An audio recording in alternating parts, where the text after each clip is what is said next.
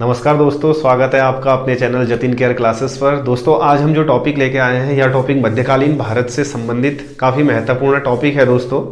प्रत्येक परीक्षा में लगभग इससे संबंधित प्रश्न पूछे जाते हैं। यह टॉपिक है दोस्तों भारत में राजपूत काल, अर्थात राजपूतों से संबंधित जो भारत में सम्राट हर्षवर्धन की मृत्यु के बाद जो यहाँ पे दिल्ली सल्तनत शुरू होने से पूर्व यहाँ पर जिन लोगों ने शासन किया था, यह लोग दोस्तों प्रायः राजपूत जाति के लोग थे और राजपूतों से संबंधित यहाँ पे ये टॉपिक है दोस्तों। और इसमें राजपूत कहाँ से आए, किस प्रकार से राजपूतों की उत्पत्ति हुई और किन किन स्थानों पर भारत में इन्होंने शासन किया था और यह राजपूत किस किस जाति के थे, इससे संबंधित यह टॉपिक बना रखा है दोस्तों। यहाँ पे हमारे देश में जो राजपूत लोग थे, राजपूतों से संबंधित जो हमारे देश में इनसे संबंधित जो भी हमारे यहाँ पे साक्ष्य हमें प्राप्त हुए हैं, कुछ अभिलेखीय साक्ष्य हैं आर्कियोलॉजी से रिलेटेड और कुछ साहित्यिक स्रोत हैं दोस्तों, लिटरेचर सोर्सेज, साहित्यिक स्रोत। तो इसमें बात करते हैं दोस्तों हम यहाँ पे इनसे संबंधित। पहला जो अभिलेखों से संबंधित हमें यहाँ पे साक्ष्य प्राप्त होते हैं, अभिलेखों में जो मुख्य रूप से होते हैं, यह ग्वालियर अभिलेख है और दूसरा ऐहोल अभिलेख है। ग्वालियर अभिलेख और ऐहोल अभिलेख में हमें राजपूतों से संबंधित यहाँ पे जानकारी प्राप्त होती है। और जो साहित्यिक स्रोत हैं, साहित्य से संबंधित जो स्रोत हैं, साहित्यिक स्रोत में यहाँ पे दोस्तों नयन चंद्र सूरी का हम्मीर महाकाव्य है। एक नयन चंद्र सूरी का हम्मीर महाकाव्य है जिसमें राजपूतों से संबंधित जानकारी मिलती है। और दूसरा यहाँ पे पद्मगुप्त का नवसाह शाकचरित है, नवसाह शाकचरित पद्मगुप्त का। और यहाँ पे पृथ्वीराज रासो चंद्र वृदाई का ग्रंथ है। इनमें हमें राजपूतों से संबंधित यहाँ पे दोस्तों जानकारी मिलती है। और राजपूतों का जो हमारे देश में उदय हुआ था और राजपूतों का जो काल माना जाता है, समय माना जाता है, यह 7वीं शताब्दी से लगभग 12वीं शताब्दी के प्रारंभ में माना जाता है। 7वीं शताब्दी से 12वीं शताब्दी के प्रारंभ में यहाँ पर राजपूतों का काल माना जाता है। और इसी प्रकार दोस्तों राजपूतों का जो मुख्यतः उदय हुआ था, यह प्रायः सम्राट हर्ष की मृत्यु के बाद हुआ था, राजपूतों का उदय। और यहाँ पे जो राजपूत हमारे देश में जिन्होंने शासन किया था, यह गुज्जर, प्रतिहार थे, राष्ट्रकूट थे, चालुक्य थे, चौहान थे, चंदेल थे, परमार थे और गहड़वाल, इतने यहाँ पे राजपूतों ने शासन किया था। तो दोस्तों यहाँ पे बात करते हैं हम नेक्स्ट राजपूतों की उत्पत्ति, अर्थात किस प्रकार से भारत में राजपूतों की उत्पत्ति हुई थी। तो दोस्तों यहाँ पे जो भारत के विद्वान हैं यह मानते हैं राजपूत, इनके प्रायः यहाँ पे दो मत हैं। कुछ विद्वान कहते हैं राजपूतों की जो उत्पत्ति हुई थी यह भारत से बाहर हुई थी, और कुछ विद्वान कहते हैं राजपूतों की उत्पत्ति हमारे देश में ही हुई थी, भारतवर्ष में ही हुई थी। तो राजपूतों की उत्पत्ति से संबंधित यहाँ पे दोस्तों ज्यादा जानकारी, प्राचीन काल में ऐसा माना जाता है कि राजपूत प्रायः कुछ लोगों को यहाँ पर राजपूत माना जाता था और कुछ लोग यहाँ पर एक राजपूत कुल के लोग थे, और फिर बाद में यह एक धर्म बन गया था, यह एक राजपूत धर्म बन गया था। इस प्रकार से इसी कुल के से उत्पत्ति जिन जिन लोगों की हुई थी वह राजपूत वर्ग के अंतर्गत या राजपूत क्षत्रिय वर्ग के अंतर्गत आने लगे थे। और राजपूत शब्द की उत्पत्ति संस्कृत भाषा के राजपुत्र से हुई है, संस्कृत भाषा के राजपुत्र से हुई है। और यह प्रायः राजपुत्र का अपभ्रंश माना जाता है। और प्राचीन काल में इस शब्द का प्रयोग यहाँ पे किसी पर्टिकुलर जाति के लिए किया जाता था और फिर बाद में यह एक पूरे वर्ग के लिए किया जाने लगा। तो दोस्तों इसमें इतिहासकारों ने काफी यहाँ पे टिप्पणियां की हुई हैं। इतिहासकारों की जो टिप्पणियां हैं, यहाँ पे डॉक्टर गौरी शंकर ओझा एक इतिहासकार हैं, यह बताते हैं प्राचीन जो क्षत्रिय जाति थी, प्राचीन क्षत्रिय जाति से राजपूतों का यहाँ पर उदय हुआ था, राजपूतों की उत्पत्ति हुई थी। यह इस प्रकार से राजपूतों से संबंधित यहाँ पर टिप्पणी करते हैं। और कल्हड़ द्वारा रचित जो पुस्तक है राजतरंगिणी, राजतरंगिणी में राजपूतों के कुल 36 कुलों का वर्णन किया गया है, राजपूतों के 36 कुलों का वर्णन किया गया है। और दोस्तों यहाँ पे एक प्राचीन अनुश्रुति भी है। प्राचीन अनुश्रुति के अनुसार यहाँ पर प्रायः हमारे पृथ्वी पर जब दैत्यों का आतंक से आक्रांत हो गई थी हमारी पृथ्वी, और यहाँ पर एक प्राचीन हमारे जो गुरु थे जिनका नाम था महर्षि वशिष्ठ, महर्षि वशिष्ठ द्वारा यहाँ पर दैत्यों के विनाश के लिए आबू पर्वत में यहाँ पर एक अग्निकुंड का निर्माण कर यहाँ पर यज्ञ किया था। अग्निकुंड का निर्माण जो आबू पर्वत में किया था, और यहाँ पर अग्निकुंड के निर्माण से दैत्यों के विनाश के लिए यहाँ से जो जातियां उत्पन्न हुई थी, यहाँ प्रतिहार, परमार और चौहान और चालुक्य, इन लोगों का उदय हुआ था, और इन्हीं लोगों की संतानें वर्तमान में राजपूत कहलाती हैं। हालांकि भारत के ही इतिहासकार हैं जो इस जनश्रुति को यहाँ पर सत्य न मानते हुए एक काल्पनिक व्यथा बताते हैं। तो इसी प्रकार से यहाँ पे दोस्तों एक इतिहासकार है जिनका नाम है B.A. स्मिथ। B.A. स्मिथ के अनुसार भारत में जो प्राचीन लोग आए थे, शक और कुषाण, शक जो भारत में आए थे, इन्होंने शीशे के सिक्के चलाए थे भारत में, और जो कुषाण थे, शक संवत शकों के नाम से ही चला था, और कुषाण वंश के संस्थापक कुजुलकटफिसेस थे, ये चाइना से आए थे, और इसका तीसरा जो शासक था जिसका नाम था कनिष्क, और ये प्रायः भारत से आए थे। यह क्षत्रिय लोग थे। इन्हीं के मिश्रण, इन्हीं के वंशज बताते हैं B.A. स्मिथ वर्तमान राजपूतों को। और यहाँ पर D.R. भंडारकर और ईश्वरी प्रसाद हैं जो यह भी कहते हैं विदेशी मूल के लोगों से प्रायः राजपूतों की यहाँ पर उत्पत्ति हुई थी। तो इस प्रकार से एक इतिहासकार है जिनका नाम है colonel James Tod. Colonel James Tod का एक कोटेशन है, राजपूतों को विदेशियों की संतान मानते हैं कर्नल जेम्स टॉड, और राजपूतों को विदेशी सीथियन जाति का मानते हैं यहाँ पर कर्नल जेम्स टॉड, और इसका समर्थन विलियम क्रूक करते हैं। इनका समर्थन यहाँ पर प्रायः विलियम क्रूक करते हैं। तो इस प्रकार से दोस्तों यहाँ पे राजपूतों की उत्पत्ति से संबंधित यहाँ पे कुछ इतिहासकारों ने अपने यहाँ पे कुछ मत प्रस्तुत किए थे, और ये राजपूतों से संबंधित जानकारियां थी, किस किस तरीके से यहाँ पे राजपूत यहाँ पर आए थे। और भारत में जो पहला राजपूत राजवंश था जिन्होंने शासन किया था, यह प्रायः गुज्जर प्रतिहार राजवंश था। आइए देखते हैं यहाँ पे गुज्जर प्रतिहार राजवंश को। तो दोस्तों इस प्रकार से यहाँ पे जो शासन करने वाला पहला राजपूत वंश था, यह गुज्जर प्रतिहार वंश था।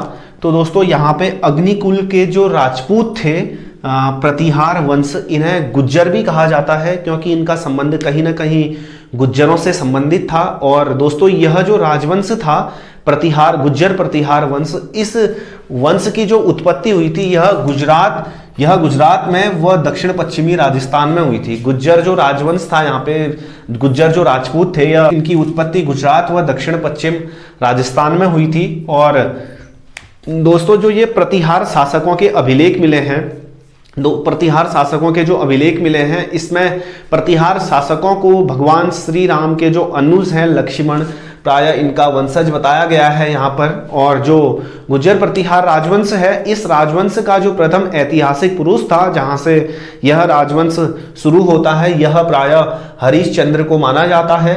तो इस प्रकार से दोस्तों यहाँ पे जो हरिश्चंद्र थे, हरिश्चंद्र के प्रायः 2 विवाह हुए थे, एक ब्राह्मण महिला से हुआ था और दूसरा क्षत्रिय महिला से हुआ था। और ब्राह्मण महिला से जिन लोगों की उत्पत्ति हुई थी वो प्रायः मालवा में शासन कर रहे थे, और क्षत्रिय लोगों से जिनकी उत्पत्ति हुई थी यह जोधपुर राजस्थान में शासन कर रहे थे। तो इस प्रकार इस वंश में जो नेक्स्ट शासक यहाँ पे आए थे, हरिश्चंद्र का खाली यहाँ पे नाम मिलता है, लेकिन इनके शासन से संबंधित ज्यादा जानकारियां नहीं मिलती हैं।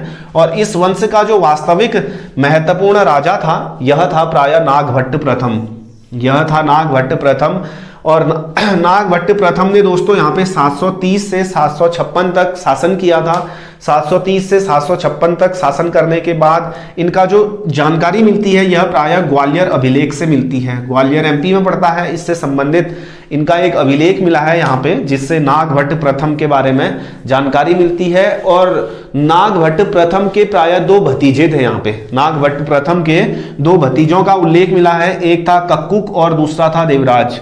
एक था कक्कुक, दूसरा था देवराज। और देवराज का जो यहाँ पे वंशज आया नेक्स्ट, जिसका नाम था वत्सराज। वत्सराज का जो पुत्र था यहाँ पे, नागभट्ट द्वितीय के 2 भतीजे थे, कक्कुक और देवराज।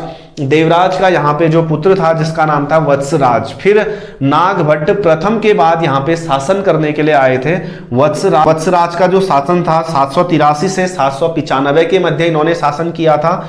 और कहीं ना कहीं वत्सराज ने इस राजवंश को काफी ज्यादा फैलाया था, और इस वत्सराज के समय इस राजवंश की कृति चारों ओर फैली थी। तो इन्हें भी कहीं ना कहीं इस राजवंश का यहाँ पर वास्तविक शासक के रूप में जाना जाता है। और जो ये शासक थे वत्सराज, इन्होंने पाल वंश के शासक धर्मपाल को पराजित किया था और पाल वंश के शासक को धर्मपाल को पराजित करने के पश्चात इन्होंने सम्राट की उपाधि धारण करी थी। और गुज्जर प्रतिहार राजवंश के यह प्रायः पहले ऐसे शासक थे जिन्होंने सम्राट की उपाधि धारण की थी, सम्राट की उपाधि धारण करी थी। और फिर बाद में यहाँ पर वत्सराज के बाद जो शासन करने के लिए आए थे इस राजवंश के शासक, यह प्रायः थे नागभट्ट द्वितीय। वत्सराज के बाद नागभट्ट द्वितीय यह वत्सराज के ही उत्तराधिकारी थे। और यह ऐसे शासक थे जिन्होंने यहाँ पे परम भट्टारक महाराजाधिराज परमेश्वर, परम भट्टारक महाराजाधिराज परमेश्वर की उपाधि धारण करी थी नागभट्ट द्वितीय ने। और नागभट्ट द्वितीय का जो शासनकाल था यह प्रायः 795 से 833 के मध्य था, 795 से 833 के मध्य था। और इनसे संबंधित जानकारी, जो नागभट्ट द्वितीय से संबंधित जानकारी है, यह प्रायः चंद्रप्रभास इनके दरबार में थे। और चंद्रप्रभास द्वारा जो रचना करी है यह प्रभावक चरित करी है, इनके द्वारा रचना, इनकी जो रचना है प्रभावक चरित के अनुसार जो नागभट्ट द्वितीय राजा थे इन्होंने गंगा नदी में जल समाधि ली थी। और इसके पश्चात गंगा नदी में जल समाधि लेने के पश्चात यहाँ पे नागभट्ट द्वितीय की मृत्यु हुई थी। और इस प्रकार से यहाँ पे नागभट्ट के बाद उसका छोटा सा पुत्र रामभद्र गद्दी पर बैठा था, जिसका शासनकाल मात्र 2 वर्ष का था। 833 से 835 तक इन्होंने यहाँ पे शासन किया था। और फिर रामभद्र को यहाँ पे पालों के द्वारा हराया गया था, पाल शासकों के द्वारा हराया गया था। बाद में रामभद्र का उत्तराधिकारी यहाँ पर शासन करने के लिए आया था, जिसका नाम था मिहिर भोज। राज का उत्तराधिकारी बना था यहाँ पर मिहिर भोज, रामभद्र के उत्तराधिकारी थे। 836 से 889 तक शासन किया था। और मिहिर भोज यहाँ पे इस राजवंश का एक शक्तिशाली शासक था। इन्होंने राजा बनते ही सर्वप्रथम अपनी राजधानी को कन्नौज स्थानांतरित किया था। लगभग 100 वर्षों तक इनकी राजधानी कन्नौज रही थी। और इस मिहिर भोज के शासनकाल में जो गुज्जर प्रतिहार राजवंश था, यह राजवंश काफी ज्यादा फला फूला था, काफी अनेक राजवंशों में इन्होंने अपना शासन किया था। और जो मिहिर भोज था यहाँ पर, इसने राजा भोज प्रथम के नाम से प्रसिद्ध था, यह राजा भोज प्रथम के नाम से प्रसिद्ध था। और मिहिर भोज को यहाँ पे, अर्थात जिसने राजा भोज प्रथम की उपाधि धारण करी थी, पाल शासक धर्मपाल और राष्ट्रकूट शासक ध्रुव के द्वारा इन्हें पराजित किया था। और फिर बाद में इनका जो उत्तराधिकारी बना था यह महेंद्र पाल बना था, जिन्होंने 890 से 910 के मध्य शासन किया था। और इनके शासनकाल की सबसे बड़ी, महेंद्र पाल के शासनकाल की सबसे बड़ी विशेषता यह है, संस्कृत के एक प्रसिद्ध विद्वान थे जिनका नाम था राजशेखर ने यहाँ पे कर्पूर मंजरी, काव्य मीमांसा, बाल रामायण, भुवकोश, हरविलास नामक पुस्तकें लिखी हैं। किसी पेपर में देख रहा था मैं, कर्पूर मंजरी किसने लिखी है या काव्य मीमांसा किसने लिखी है करके पुस्तक आया था। यह प्रायः राजशेखर का था, राजशेखर ने लिखी है। राजशेखर यहाँ पे गुज्जर प्रतिहार वंश के शासकों के समकालीन कवि हुआ करते थे, संस्कृत के विद्वान थे। कर्पूर मंजरी, काव्य मीमांसा, बाल रामायण, भुवकोश, हरविलास इनके द्वारा लिखी गई पुस्तकें हैं। और यह महेंद्र पाल के गुरु थे, जो महेंद्र पाल 890 से 910 तक जिन्होंने शासन किया था, इसके गुरु थे यहाँ पे राजशेखर। यहाँ पे महेंद्र पाल के बाद महिपाल शासक बने थे। महिपाल का जो शासन था 914 से 944 तक यह राजा बने थे। इनके शासनकाल की प्रमुख विशेषता यह थी, एक बगदाद निवासी थे यात्री जिनका नाम था अल मसूदी, यह इनके शासनकाल में गुजरात आए थे। और इस प्रकार से दोस्तों यहाँ पे जो ये पाल प्रतिहार या गुज्जर प्रतिहार वंश है, यह महिपाल के समय में लगभग समाप्ति की ओर अग्रसर हो चुका था। और जो गुज्जर प्रतिहार शासक थे दोस्तों, इनका शासनकाल काफ़ी चीज़ों के लिए जाना जाता था। गुज्जर प्रतिहार शासकों के यहाँ अश्वारोही काफ़ी निपुण हुआ करते थे। इनके शासनकाल में जो घोड़े होते थे वो काफ़ी ज़्यादा प्रसिद्ध थे, इनके लिए भी यह जाना जाता था। और फिर इस समय विदेशी शक्तियां अर्थात अरब से भी भारत में लोग आने लग गए थे और तुर्क लोग भी भारत में आने लग गए थे। फिर भारत में जो राजपूत शासक थे इनके बीच भी कहीं ना कहीं संघर्ष हुआ करते थे, जिसमें जो यहाँ पे गुज्जर प्रतिहार राजवंश था यह प्रायः समाप्त हो चुका था। और इसके बाद भारत में राष्ट्रकूट पाल, चालुक्य और गहड़वाल, यह राजपूत शासकों ने भी शासन किया था। राष्ट्रकूट शासक थे, पाल शासक थे, चालुक्य शासक थे और गहड़वाल शासक थे। और नेक्स्ट जो हमारा वीडियो होगा दोस्तों, मैं कोशिश करूंगा मैं इन चारों राजपूत शासकों को एक ही वीडियो में बनाने की। और अगर इस वीडियो से संबंधित कोई भी समस्या आपको होती है तो प्लीज़ हमें कमेंट बॉक्स में लिखिए। यदि आपको ये वीडियो पसंद आता है तो इसको अधिक से अधिक मात्रा में लाइक, शेयर, सब्सक्राइब जरूर करें। थैंक यू दोस्तों।